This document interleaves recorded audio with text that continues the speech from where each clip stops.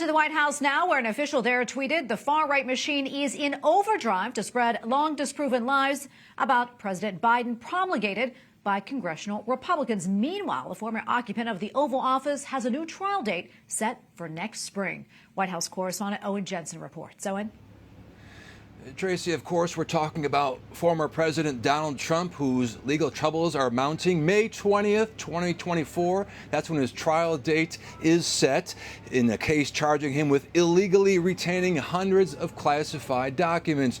Now, a federal judge in Florida setting that date, which is just months before the November 2024 presidential election. Former President Donald Trump headed the trial May 20th, 2024, a compromise. Prosecutors aimed for December, while defense lawyers wanted it after the 2024 presidential election.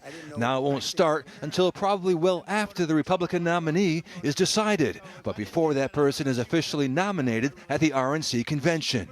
Meanwhile, President Joe Biden meets with high-tech companies at the White House discussing artificial intelligence. Amazon, Google, Meta, Microsoft, OpenAI, and others leading the development of AI technology have agreed to meet a set of safeguards.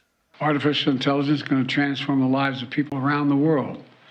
The group here will be critical in shepherding that innovation with responsibility and safety by design to earn the trust of Americans. Generative AI tools can write convincingly human-like text and churn out fake images and other media. There's also concern about AI's ability to trick people and spread disinformation. But we must be clear-eyed and vigilant about the threats of emerging technologies that can pose, don't have to, but can pose to our democracy and our values.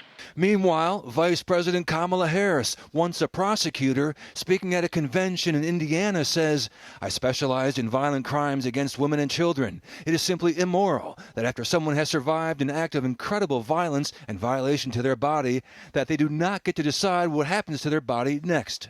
While pro-life live action tweets, "Safe abortion doesn't exist. There is no safe way to kill a baby in the womb."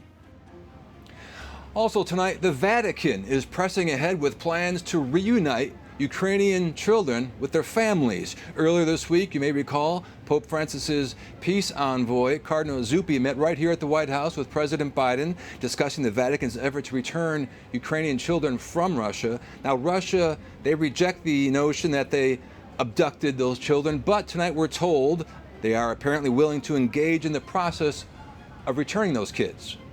At the White House, Owen Jensen, EWTN News Nightly.